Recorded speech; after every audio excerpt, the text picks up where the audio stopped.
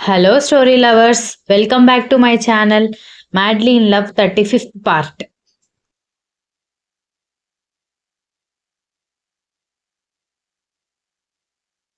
దీక్షిత క్లాస్కి వెళ్తుంటే ఒక చోట విరాట్ లెక్చరర్ ఏదో మాట్లాడుకుంటూ కనిపించడంతో అనుకోకుండా అటువైపు అడుగులు వేసేసరికి వాట్ ఈస్ దిస్ విరాట్, ఒక్క నోట్స్ కూడా కంప్లీట్ చేయలేదు, ఇలా అయితే ఎగ్జామ్స్ ఎలా పాస్ అవుతావు అని అడుగుతుంటే విరాట్ ఏమీ మాట్లాడకపోవడం గమనించి వాళ్ళిద్దరిని అలాగే చూస్తుంటే చూడు, నువ్వు ఇప్పుడు థర్డ్ ఇయర్లో ఉన్నావు, పాస్ అవ్వకపోతే ఆరియర్స్ మిగిలిపోతాయి, అవన్నీ క్లియర్ చేయాలంటే చాలా కష్టం, నోట్స్ ప్రిపేర్ చేసుకుని చదువుకో అని చెప్పి వెళ్ళిపోయాడు ప్రిన్సిపల్.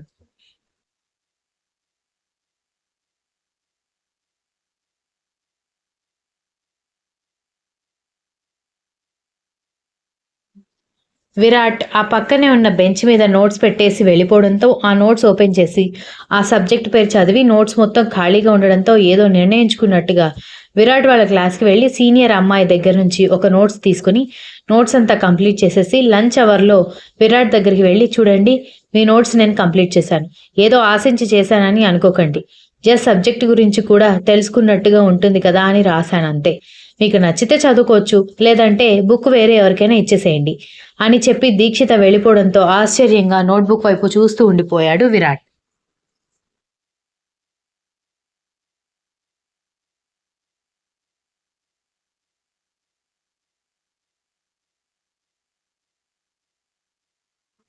సాయంత్రం ఇంటికి వెళ్తున్న దీక్షిత ఎదురుగా విరాట్ బైక్ మీద వచ్చి, నీతో మాట్లాడాలి, బైక్ ఎక్కి కూర్చో అని చెప్పడంతో, నాకు హాస్టల్కి బస్సు ఉంది, అది మిస్ అయిపోతే లేట్ అయిపోతుంది అనగానే నేను డ్రాప్ చేస్తాను అని చెప్పడంతో ఇక తప్పేలా లేదని బైక్ మీద కూర్చున్న తర్వాత ఒక పార్క్లో ఇద్దరు కూర్చుని, నువ్వు నన్ను ఇష్టపడుతున్నావా అని విరాట్ అడిగేసరికి ఏంటే అని అదోలా ఫేస్ పెట్టింది దీక్షిత.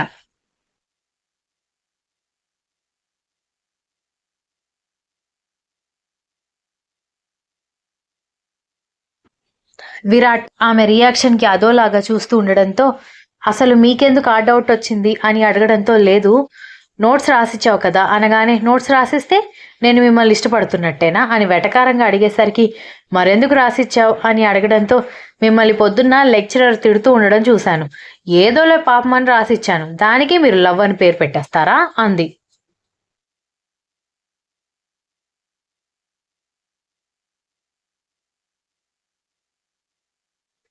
వాట్, నిజంగా అంతేనా అన్నాడు చిరాగ్గా.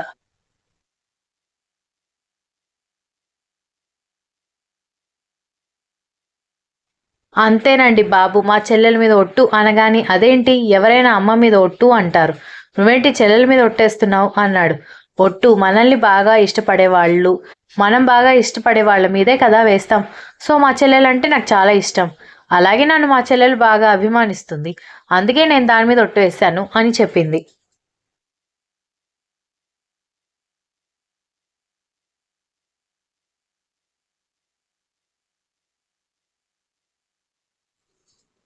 అంటే నీకు అమ్మా నాన్న ఎవరూ లేరా అని విరాట్ అడగడంతో, ఉన్నారు కానీ 5 పిల్లలం కదా, అందరి మీద ప్రేమ ఒకేలాగా ఉండదు అని దీక్షిత చెప్పడంతో, సరే సరే నీ సోది నాకెందుకు, సో నువ్వు నోట్స్ రాసిచ్చింది జస్ట్ సబ్జెక్టు గురించి ఒక ఐడియా వస్తుంది, అలాగే లెక్చరర్ తిట్టడం చూసి జాలిపడి రాసిచ్చాను అంటావు అంతేనా, అంతకుమించి నా మీద నీకు ఎలాంటి ఫీలింగ్స్ లేవు అంతే కదా అనగానే, మీ మీద ఫీలింగ్స్ ఎందుకుంటాయి, ఆయన 2 భార్యలు ఉన్న భగవంతుడిని అందరూ పూజిస్తారు కానీ భర్త 2 భార్యలను చేసుకుంటారంటే ఎవరు ఒప్పుకోరు అని చెప్పడంతో ఆమె ఏం మాట్లాడిందో ఒక్క ముక్క కూడా అర్థం కాలేదు విరాట్కి.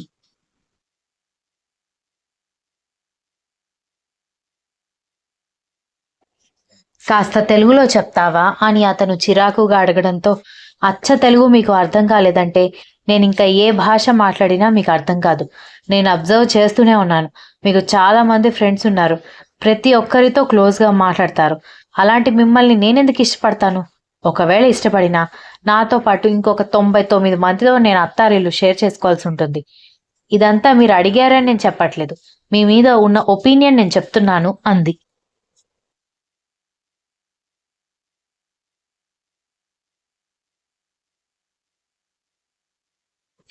నా గురించి ఇలా మాట్లాడతావా నువ్వు అని అడిగేసరికి, ఉన్నదే కదండి మాట్లాడాను, అయినా మీరు కూడా మొన్న ఒకసారి క్యాంటీన్లో ఫ్రెండ్స్ కోసమే వచ్చానని నాతోనే 2-3 సార్లు అన్నారు, ఒక సీనియర్‌గా కూడా మీరు సీనియర్ అని చెప్పే వరకు నేను చూడలేదు. ఇక బాయ్ ఫ్రెండ్‌గా అసలు చూడను. పైగా మా నాన్న ఈ కాలేజ్‌లో జాయిన్ అవ్వడానికి నాకు 100 రిస్ట్రిక్షన్స్ పెట్టాడు. ఇప్పుడు ప్రేమ, దోమ అన్నానంటే నా చదువు మాన్పించి పెళ్లి చేసేస్తాడు. ఆ పని నేను చేయలేను కాబట్టి దయచేసి మీ ఫ్రెండ్స్‌తో మీరుండండి. నా చదువేదో నేను చదువుకుంటానని దీక్షిత వెనక్కి తిరిగి చూడకుండా వెళ్ళిపోవడంతో నీకు గోరోజనం మామూలుగా లేదే. కాలేజ్ మొత్తం నా వెనక తిరుగుతూ ఉంటే నువ్వొక్కదానివే డిఫరెంట్‌గా ఉన్నావు. బట్ ఐ నో 2 రోజుల్లో నువ్వే నా వెనక బొంగరంలా తిరుగుతావు. ఎంతమందిని చూడలేదు అని అనుకుంటూ పాకెట్‌లో ఉన్న కీస్ ఎగరేసి బైక్ స్టార్ట్ చేసుకొని పార్క్ నుంచి వెళ్ళిపోయాడు.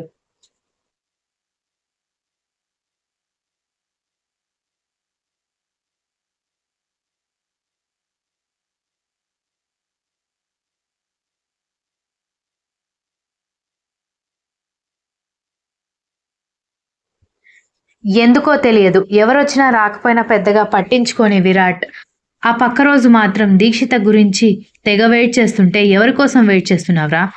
సనా కూడా కాలేజ్‌లోనే ఉంది అని ఫ్రెండ్స్ చెబుతుంటే అబ్బా! తన కోసం కాదురా అని ఎంతసేపు వెయిట్ చేసినా దీక్షిత రాలేదు. కానీ క్లాసెస్‌కి టైం అవుతుంది వెళ్ళండని అందరూ వచ్చి క్లాసెస్‌కి పంపించడంతో ఎందుకో క్లాస్‌కి వెళ్ళాలని అనిపించక దీక్షిత హాస్టల్‌కి వెళ్ళాడు.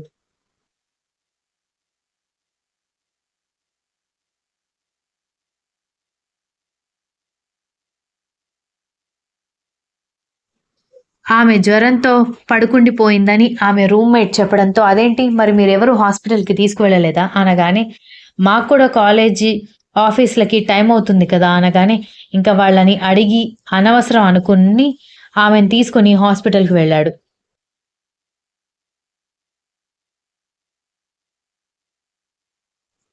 ఆమె బైక్ మీద కూర్చున్న తర్వాత దగ్గరలో ఉన్న క్లినిక్‌కి తీసుకువెళ్ళి డాక్టర్‌ని కలవడంతో కోల్డ్ కూడా బాగా ఉన్నట్టుంది. "ఇంత కోల్డ్ ఉంటే ఫీవర్ వస్తుంది కదమ్మా! చూసుకోవాలి గదా! Body pains ఉన్నాయన్నావు. ఇంజెక్షన్ చేయాలి" అనేసరికి నీరసంగా ఉండి, ఇంట్లో ఉంటే ఎలా చూసుకునేవాళ్ళో ఆలోచిస్తున్న దీక్షిత ఆ మాట వినలేదు.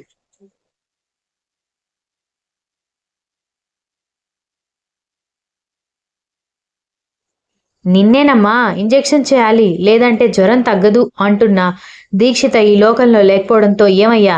ఈ అమ్మాయి నీ లవర్ కదా! ఇంజెక్షన్ చేయాలి లేదంటే ప్రాబ్లమ్ అవుతుంది.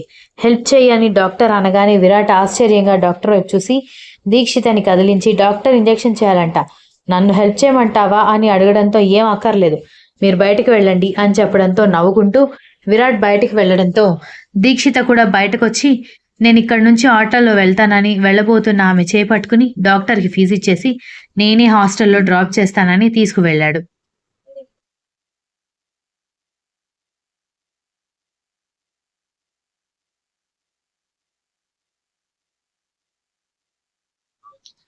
ఫీవర్ బాగా ఉండటం వల్ల నడవడానికి రాక ఓపిక కూడా లేకపోవడంతో ఇక తప్పక బైక్ ఎక్కి కూర్చుని హాస్టల్ ముందు దిగేసి బ్యాగ్ తీసుకుని వడివడిగా హాస్టల్‌లోకి వెళ్ళిపోతే ఆమెని చూస్తూ నవ్వుకుంటూనే విరాట్ తిరిగి వెళ్ళిపోయాడు.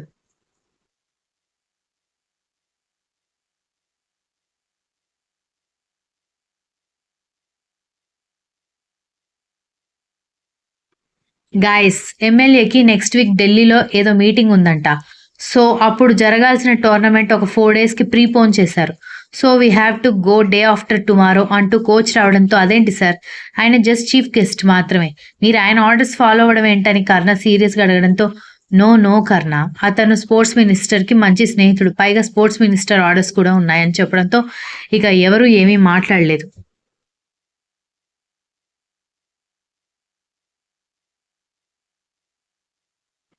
ఎల్లుండి మనం ఆ ఊర్లో ఉండాలి అంటే రేపు ఆఫ్టర్‌నూన్ ఇక్కడి నుంచి బయలుదేరాలి.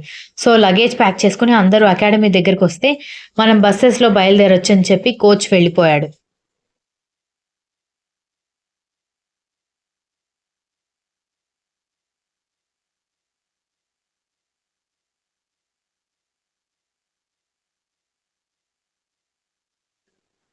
లగేజ్ ప్యాక్ చేసుకుంటున్న కర్ణ దగ్గరకొచ్చి బాగా తిను బంగారం. రాత్రి త్వరగా పడుకో. అప్పుడే ఆట ఆడేటప్పుడు నిద్రొచ్చినట్టు, కళ్ళు సోలిపోయినట్టుగా అనిపించకుండా ఉంటాయి. ఎక్కువగా గాలెక్కి తిరక్కు. దిష్టి కొడుతుందని వాళ్ళ నాన్నమ్మ చెబుతూ ఉంటే, సరే గ్రాని అని చెబుతూ తన లగేజ్ ప్యాక్ చేసుకుంటూ ఉంటే, ఇవిగోరా నీకు కావాల్సిన హెల్తీ ఫుడ్ మొత్తం ఇందులో ప్యాక్ చేశాను. అక్కడ దొరుకుతుందో లేదో ఇవి తీసుకెళ్ళు అంటూ శాంభవి రావడంతో అక్కడ మా కోసం వర్కర్స్ని పెడతారు, ఫుడ్కి ఏం ప్రాబ్లం ఉండదని అన్నాడు కర్ణ.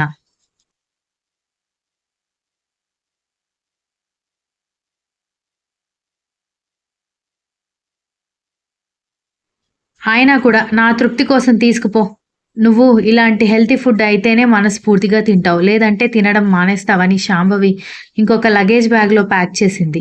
అన్నయ్య ఆ ఊర్లో ఏది బావుంటుందో చూసి తీసుకురా అని చెప్పడంతో నేనేం స్టేట్ దాటి పోవట్లేదు. అది కూడా ఈ స్టేట్‌లో ఒక పార్ట్ అని చెల్లెల వైపు చూశాడు కర్ణ.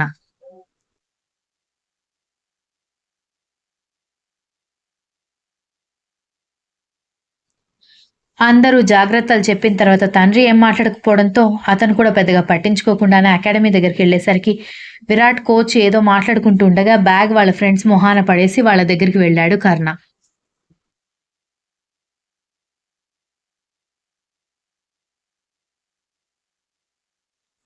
టోర్నమెంట్‌లో పార్టిసిపేట్ చేయాలంటే కాలేజీ కండక్ట్ కూడా ఇంపార్టెంట్ విరాట్.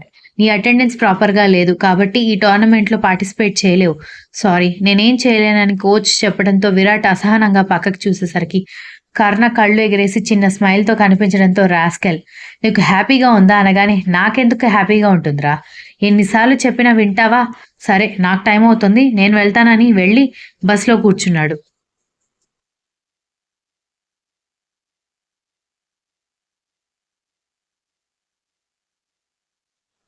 విరాట్ అక్కడి నుంచి బయలుదేరుతూ ప్రిన్సిపల్ దగ్గర నుంచి దీక్షిత నెంబర్ సంపాదించడంతో ఆమెకి కాల్ చేస్తే ఆమె రూమ్మేట్ కాల్ లిఫ్ట్ చేసి ఫీవర్ ఫుల్గా ఉంది, అస్సలు లేవలేకపోతుందని చెప్పేసరికి ఇంటికి వెళ్లే బైక్ హాస్టల్ వైపు టర్న్ అయింది.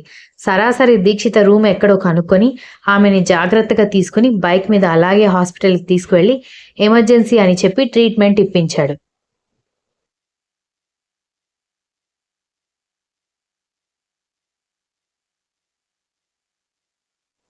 కర్ణ వాళ్ళు ఊరు చేరేసరికి సాయంత్రం అవ్వడంతో వాళ్ళకి ఏర్పాటు చేసిన షెల్టర్ చేరుకున్నారు అందరూ. ఊరు చూసి వద్దాం మామ, లోపలే ఉంటే ఏం బాగాలేదు, బోర్ కొడుతుందని ఫ్రెండ్ చెప్పడంతో కోచ్ పర్మిషన్ తీసుకుని అందరూ వీధుల్లో పడగానే ఏంట్రా అదేదో కాలనీ అన్నారు, చూడబోతే ఏ డెవలప్మెంట్ లేదు, పైగా ఎమ్మెల్యే పుట్టిన ఊరు అన్నారు అన్నాడు ఒకడు.